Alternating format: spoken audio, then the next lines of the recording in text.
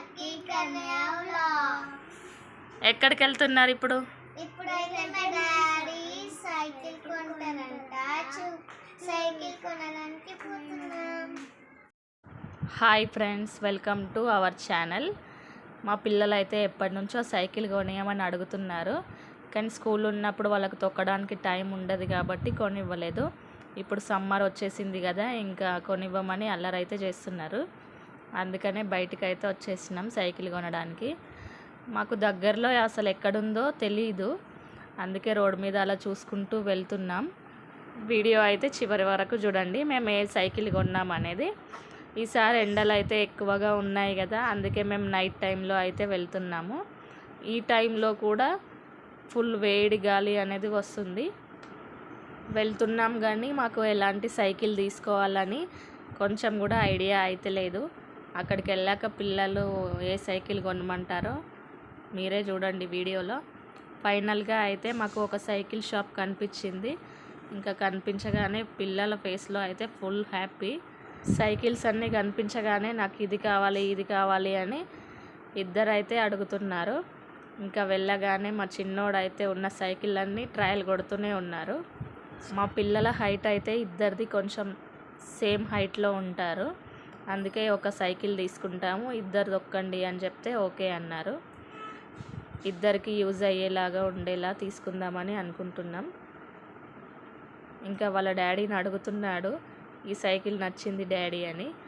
మా లక్కీ ఏమో pink colour cycle కావాలి అంటే, లేదు అది గర్ల్స్ కలర్ అని మా కన్నయ్య అయితే వద్దు అంటున్నాడు. చూడండి, వేరే సైకిల్స్ అన్నీ కూడా ట్రయల్ చేస్తూనే ఉన్నారు ఇద్దరు.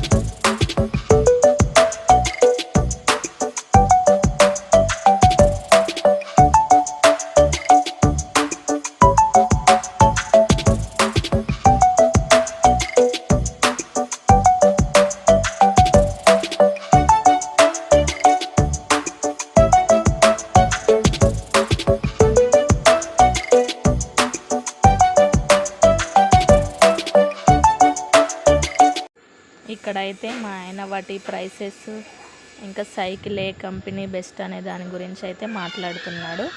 ఫైనల్గా ఈ ఆరెంజ్ కలర్ సైకిల్ అయితే సెలెక్ట్ చేసుకున్నారు పిల్లలిద్దరూ కలిసి.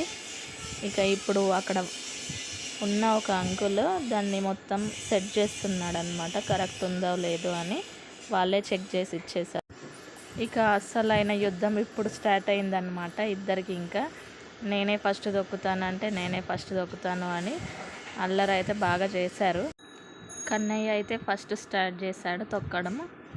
ఇంకా వాడు కొద్దిసేపు దొక్కగానే నెక్స్ట్ లక్కీ దొక్కిందనమాట. ఇంకా కాసేపు కాగానే ఇంటికైతే తీసుకొచ్చేసినాం. మా ఇద్దరు పిల్లలకైతే సైకిల్ అసలు మేము ఒక్కరోజు కూడా నేర్పించలేదు. ఇంకా చిన్న ఏజ్ నుంచే వాళ్ళిద్దరే వాళ్ళే నేర్చుకున్నారు. మా కన్నయ్య అయితే జస్ట్ 2.5-3 ఇయర్స్లోనే వాళ్ళ అక్కని వెనకాల కూర్చోబెట్టుకొని మరీ సైకిల్ దొక్కాడు. ఇంకా ఇంటికి రాగానే కూడా మళ్ళీ స్టార్ట్ చేశారు. నైట్ అయినా సరే ఇంటి దగ్గర మళ్ళీ ట్రయల్ కొడుతూనే ఉన్నారు. ఇక ఇవే అన్నమాట కిట్. గ్లౌజ్లు, హెల్మెట్ ఇలా అన్నీ తీసుకున్నాము. పిల్లలు జాగ్రత్తగా తొక్కేటప్పుడు కింద పడకుండా జాగ్రత్తగా ఉండాలి కదా, దానికోసం అయితే ఇంకా నెక్స్ట్ డే మార్నింగే ఇద్దరు కలిసి పూజ చేస్తున్నారు. నన్ను మాత్రం చేయనివ్వలేదు. వాళ్ళ సైకిల్ వాళ్ళే చేసుకుంటారంట. పూజ చేసుకొని మళ్ళీ కొన్ని ఫోటోలు దిగి ఇంకా ఆడడం అయితే స్టార్ట్ చేశారు. కానీ ఈ సమ్మర్లో అయితే కొంచెం కష్టమే పిల్లల్ని ఆపడం, ఎండలో సైకిల్ దొక్కకుండా ఉండడం. దానికోసం నేను రోజు వాళ్ళతో యుద్ధమే చేయాలి. ఇంకా ఇద్దరు నేనంటే నేను ఫస్ట్ దొక్కుతాను అని రోజు గొడవ పడుతూనే ఉన్నారు. కానీ ఇక్కడ ఏంటంటే ప్లేస్ ఎక్కువ ఉండదు మనకు హైదరాబాద్లో పిల్లలు మంచిగా దొక్కడానికి. ఊర్లలో అయితే ఎక్కువ ప్లేస్ ఉంటుంది, మంచిగా ఆడుకుంటారు. కానీ ఇక్కడ ఎక్కడ చూసినా కూడా ఇరుకు ఇరుకు గల్లీలలో కొంచెం ఆడుకోవడం అయితే కష్టంగానే ఉంది పిల్లలకి. అయినా సరే రోజు ఆడుతూనే ఉన్నారు. ఈ జనరేషన్లో పిల్లలు అయితే చాలా ఫాస్ట్గా ఉన్నారు. ఏదైనా సరే తొందరగా నేర్చేసుకుంటున్నారు. ఇప్పుడైతే ఒక స్కూల్ దగ్గర కొంచెం స్పేస్ ఉంటే అక్కడికి వెళ్ళి అయితే ఇద్దరిని కాసేపు అలా సాయంత్రం దొక్కిపిస్తున్నాను. ఎండలో మాత్రం బయటికి రానివ్వకుండా ఈవినింగ్ అయితే ఇలా ఆడిపిస్తున్నాను. నా చిన్నప్పటి ఒక సైకిల్ స్టోరీ చెప్తాను, వినండి.